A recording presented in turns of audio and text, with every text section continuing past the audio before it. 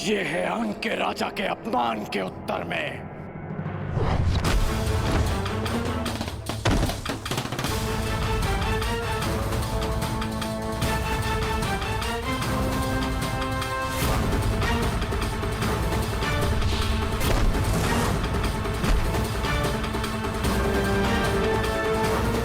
ये है महामहिम भीष्म के अपमान के उत्तर में।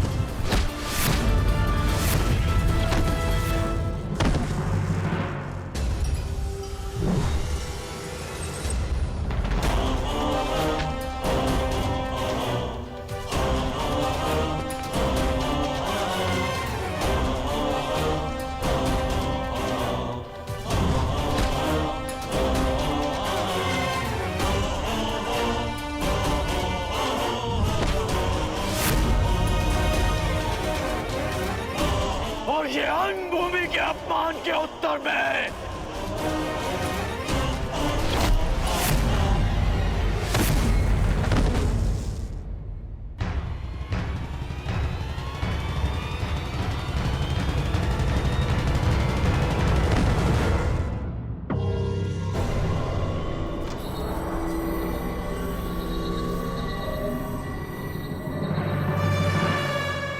अंग की प्रजा से उसके अधिकार छीनने वाले का अंत हुआ। अंग की मानसिक स्वतंत्रता का अंत हुआ। अंग में एक नए सूर्य, एक नए प्रकाश का आरंभ हुआ। महामहिम, महामहिम, महामहिम, हमारी रक्षा कीजिए महामहिम, इस विनाश से हमें बचा लीजिए।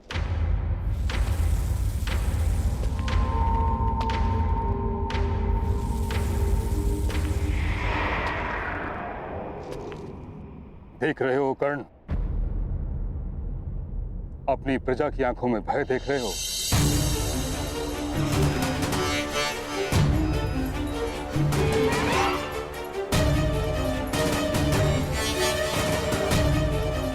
तुमने अंग को जल का अधिकार नहीं दिलाया, उनसे जीवन का अधिकार छीन लिया है। तुमने किसी नए प्रकाश का प्रारंभ नहीं किया, बल्कि एक महायुद्ध का प्रारंभ किया है, जो अंधकार बनकर उनके जीवन पर छा जाएगा। तुमने इस दानव को नहीं मारा, तुमने एक महादानव को जगा दिया है।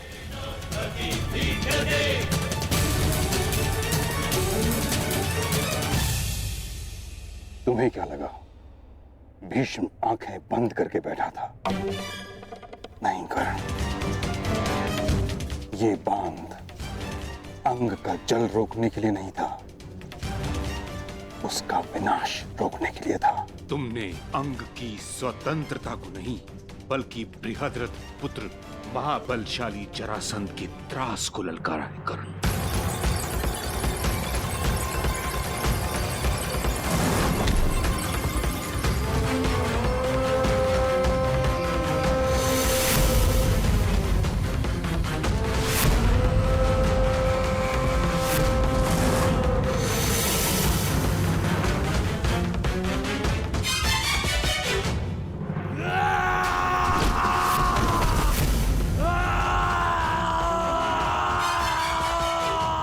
ये जरासंध, जिसके बल के समक्ष वासुदेव कृष्ण को भी रण छोड़कर जाना पड़ा था।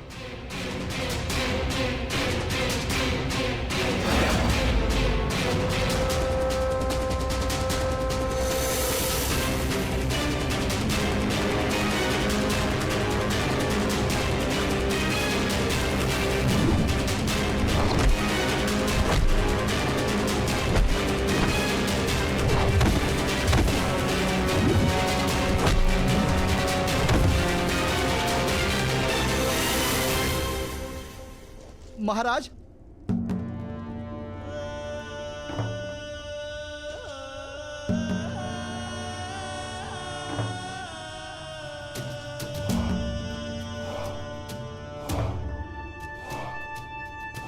कौन था वो योद्धा? दिखने में कैसा है वो अंगराज? महाराज, उसकी भुजाओं में पर्वतों जैसा बल था। उसके मस्तक पर सैकड़ों सूर्यों का तेज था और उसकी गति तो ऐसे जैसे पवन की गति को भी पराजित कर दे महाराज। महावीर, महावीर, उसने तो दानव को प्रहार करने का एक भी अवसर नहीं दिया। दानव की मृत्यु के पश्चात तुम लोगों ने क्या किया? उसके बाद हम उस स्थान को छोड़कर तुरंत आपको सूचित करने यहां चले आए महाराज।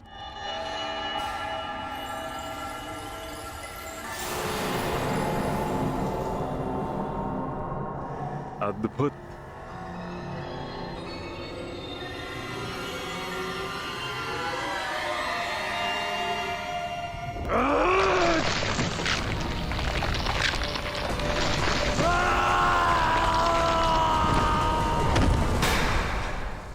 मुझे घृणा है उस प्रत्येक व्यक्ति से जो रण छोड़कर भाग जाए।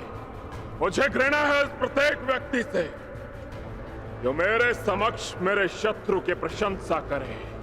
और मुझे सबसे अधिक घृणा उससे है जो मगध नरेश को ललकारने का साहस करे। अंगराज, तुम्हारे अंग अंग को भंग करेगा जरासंध। एक और युद्ध का समय आ गया है।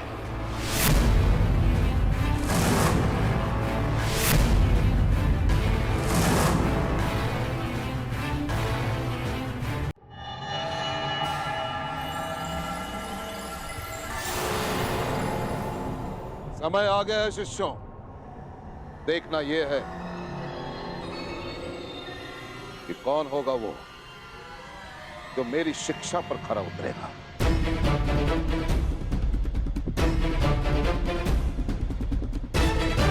कौन होगा वो जो मेरी गुरु दक्षिणा देने में सक्षम होगा।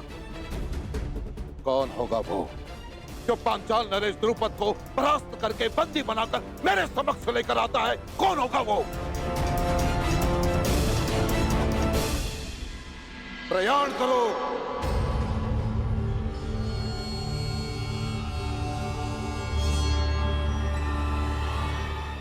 रुको!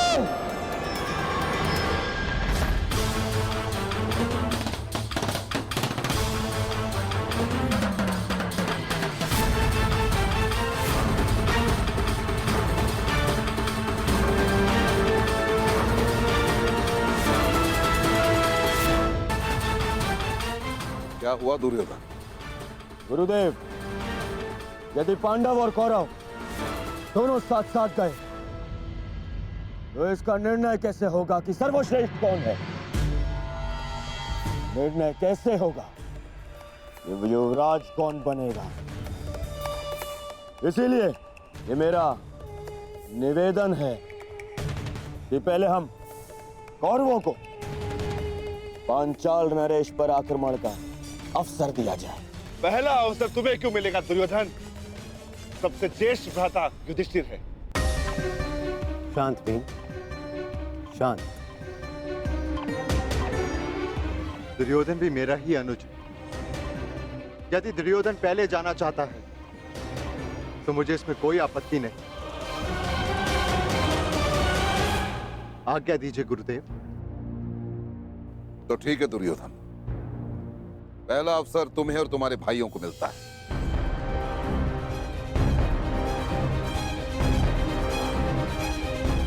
प्रयाण करो। चलो।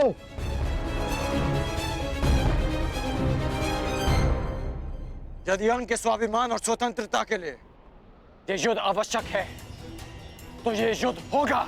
जब अंगवासी ही शेष नहीं बचेंगे तो उनकी स्वतंत्रता और स्वाभिमान का कोई मूल्य नहीं रह जाएगा। कर्ण, तुम हस्तिनापुर का अंग हो। तुम्हारी मूर्खता हस्तिनापुर को एक अवंचित युद्ध की अग्नि में झुलस देगी।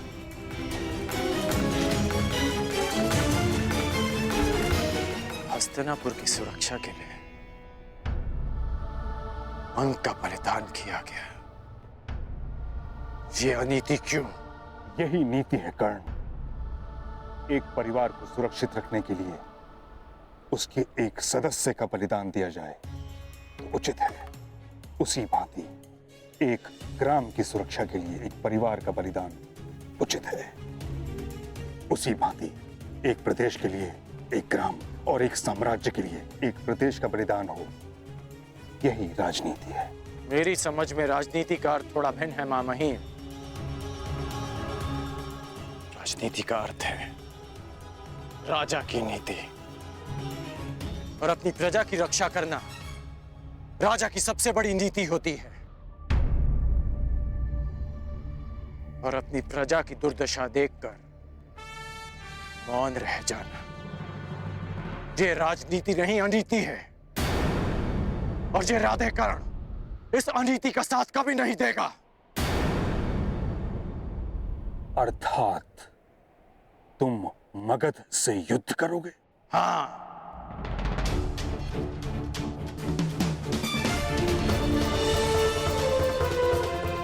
पराजित हो जाओगे कर्ण। नहीं,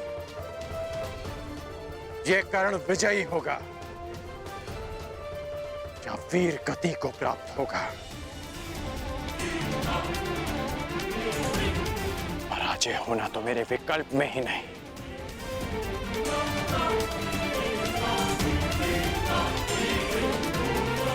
अपनी प्रजा के लिए अपने प्राण दे देना,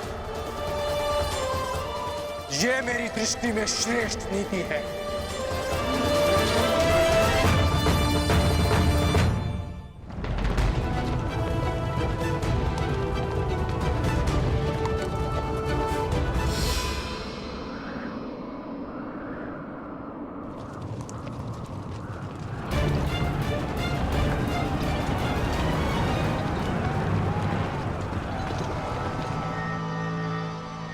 स्वागत है कुरु राजकुमार। स्वागत स्वागत नहीं, अपने शत्रु से युद्ध किया जाता है पांचाल नरेश। परंतु तुम हस्तिनापुर नरेश धृतराष्ट्र के पुत्र हो,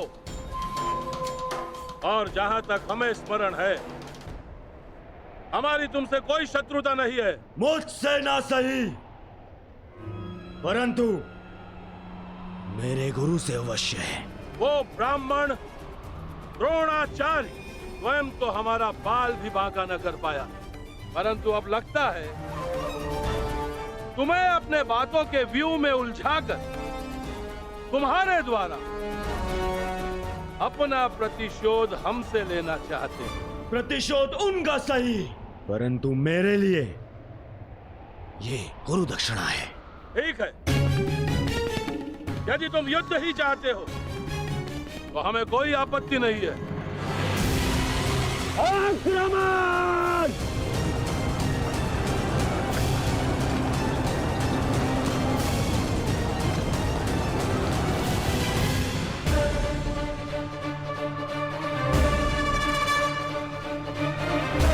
जरासंध ने आक्रमण कर दिया है। यदि युद्ध ही नियति है तो मैं मगध नरेश से युद्ध करूंगा। तुम मगध नरेश को अधिक समय तक रोक नहीं पाओगे कर्ण। अंग की रक्षा अब मैं करूंगा। नहीं, अंग अपनी रक्षा करने में आत्मनिर्भर है मां महीम।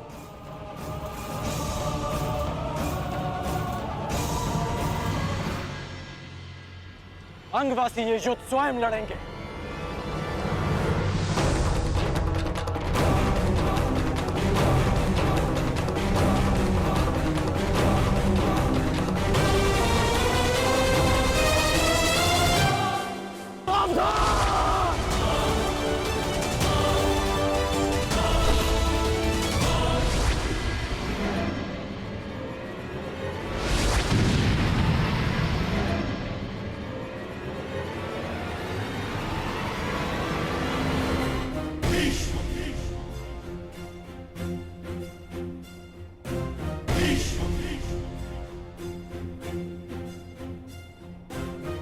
महामहिम, महामहिम, महामहिम, प्रणाम महामहिम।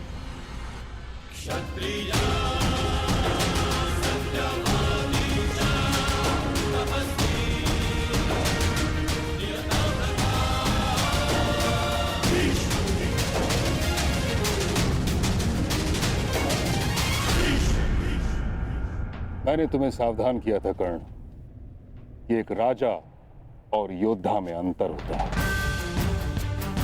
सर्वोत्तम राजा वो नहीं जो युद्ध के लिए प्रस्तुत हो जाए, वह है जो प्रजा के हित में निर्णय ले और युद्ध को टाल दे। चुट डालकर अब तक अंग का कौन सा हित साधा गया है महामहिम?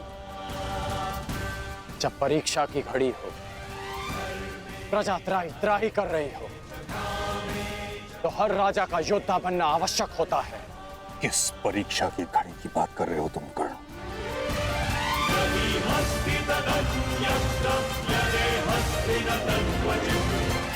अंग की प्रजा को देखिए, अंग की प्रजा को देखिए महामहिम। एक राजा का कर्तव्य होता है कि उसकी प्रजा संपन्न हो, कि उसके राज्य में कोई भूखा ना सोए। और यहां भूख की अग्नि बुझा सके, इतना अन्न मिलना तो दूर की बात है। जरासंध ने आक्रमण कर दिया है। यदि युद्ध ही नियति है तो मैं मगध नरेश से युद्ध करूंगा। नहीं, अंग अपनी रक्षा करने में आत्मनिर्भर है महामहिम।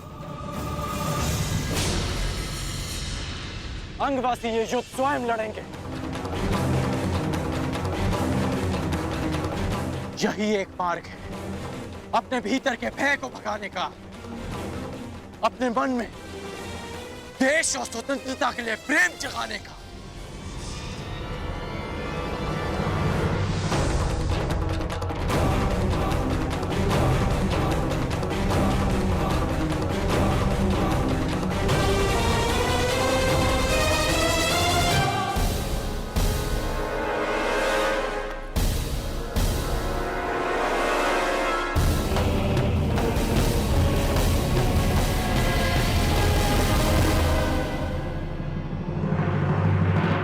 ये है वो बालक जिसने मगध नरेश को ललकारा है। और गुप्तचर शत्रु का विवरण भी ठीक से नहीं दे सकते। कहां है वो पर्वतों का बल? कहां है वो तेज?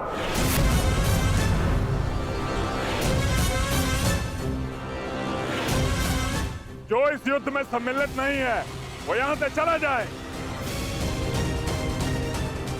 क्योंकि जो इस क्षेत्र में उपस्थित रहेगा उसका शव ही यहां से जाएगा।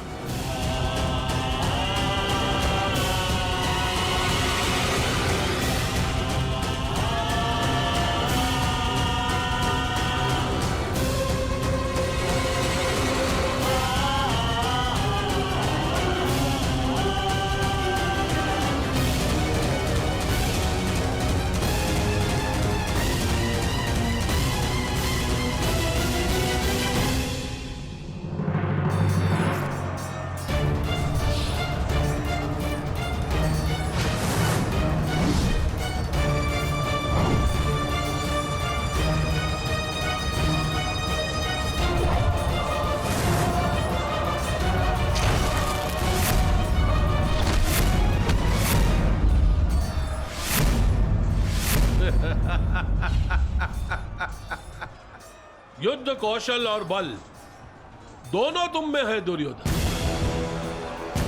परंतु लगता है तुम्हारे आचार्य द्रोण ने तुम्हें गदा युद्ध में प्रवीण नहीं किया। तुम्हें और प्रशिक्षण की आवश्यकता है दुर्योधन। यदि चाहो तो वो प्रशिक्षण हमसे ले सकते हो।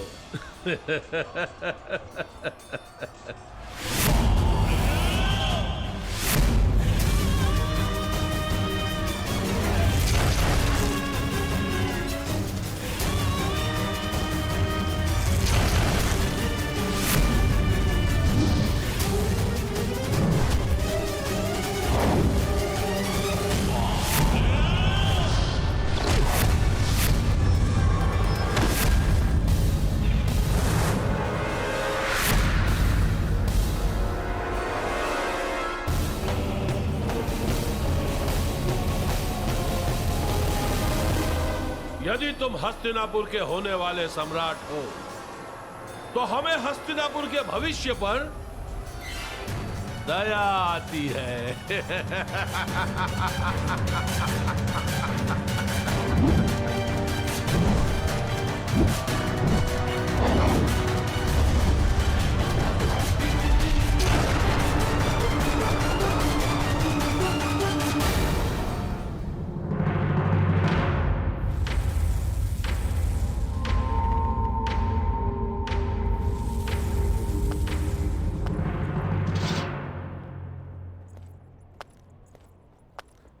तो अंगराज, मुझे लगता है हमारे पास पर्याप्त सेना है।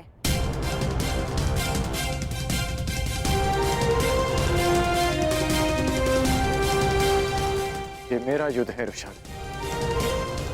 यदि तुम्हें तनिक भी चोट पहुंची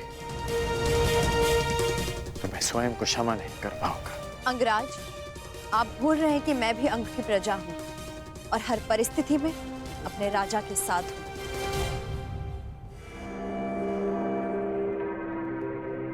तो तुम्हारा राजा तुम्हें आदेश देता है कि चली जाओ।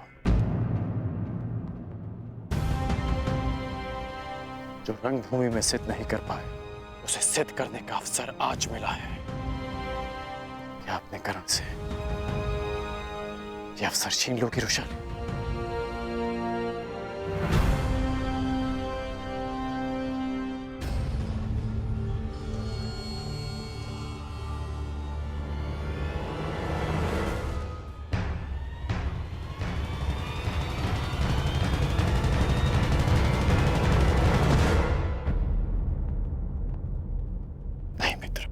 आज आपके हाथ प्रहार नहीं करेंगे, बल्कि आपके नेत्र अपने पुत्र की हत्या का प्रतिकार देखेंगे।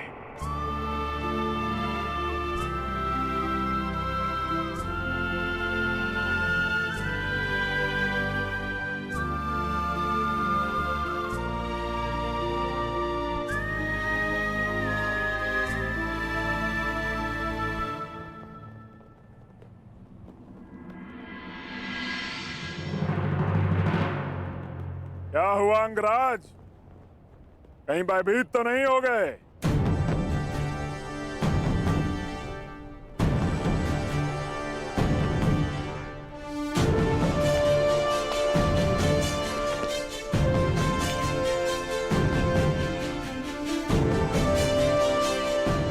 आश्चर्यचकित मत हो कर्ण। मैं भले ही तुम्हारी नीति के विरुद्ध हूं, भले ही ये युद्ध उचित है या अनुचित, किंतु तुम हस्तिनापुर का एक भाग हो और मेरा धर्म, मेरी प्रतिज्ञा हस्तिनापुर की सुरक्षा में होती है। भले ही मुझे तुम्हारी रक्षा करनी पड़े।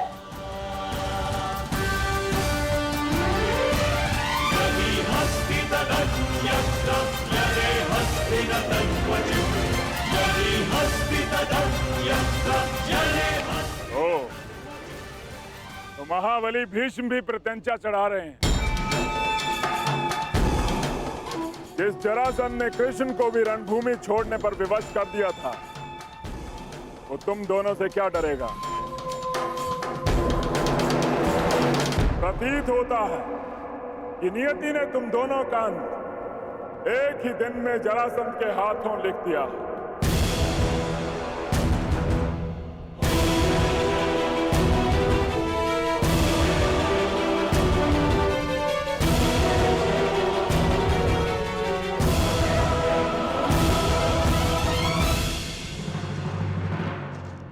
प्रणिपात, पांचाल नरेश द्रौपद ने संदेशा भिजवाया है।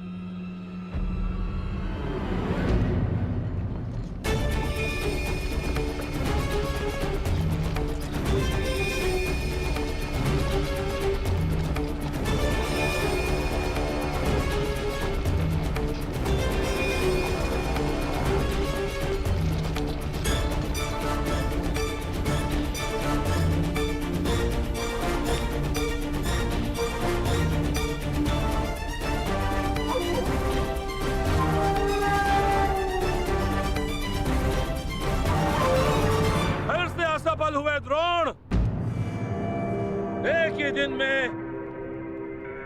दो बार असफल। पहली असफलता पांचाल नरेश द्रुपद की शक्ति को कम आंकना, और दूसरी असफलता अपने इन शिष्यों की क्षमता को अधिक आंकना। दया आती है द्रोण, क्या अपने इन्हीं शिष्यों की क्षमता पर तुम पांचाल नरेश द्रुपद को ललकारने की चेष्टा कर रहे थे? लज्जा आती है द्रोण, तुम्हें अपना सहपाठी कहते हुए। कभी हमने साथ में शिक्षा ग्रहण की थी, अब क्या करो? भिक्षा मांगोगे? अपने प्राणों की या अपने इन 100 शिष्यों के प्राणों की?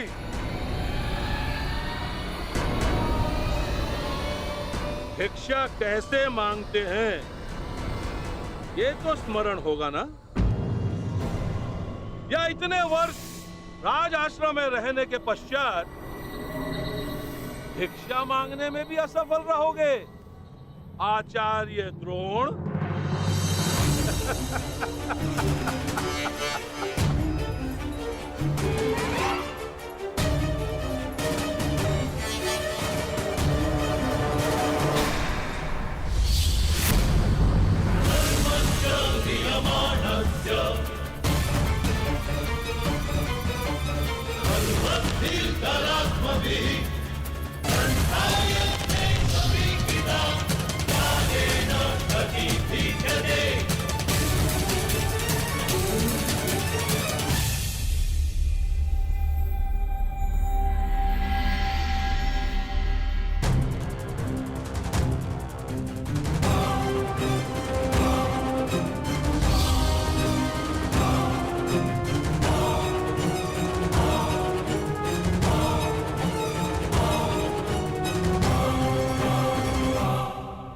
असफल तुम्हें होना है द्रुपद।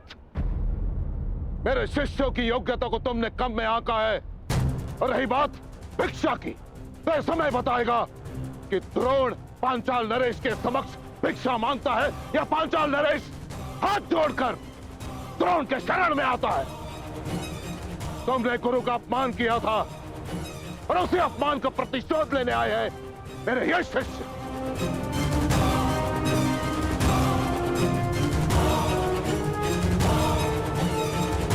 तो तुम्हारे तुनीर में अब भी एक बाण शेष है। एक नहीं द्रुपद,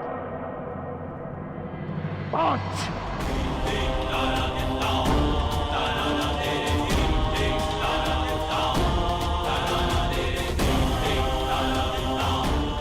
तो चुनौती प्रस्तुत करो।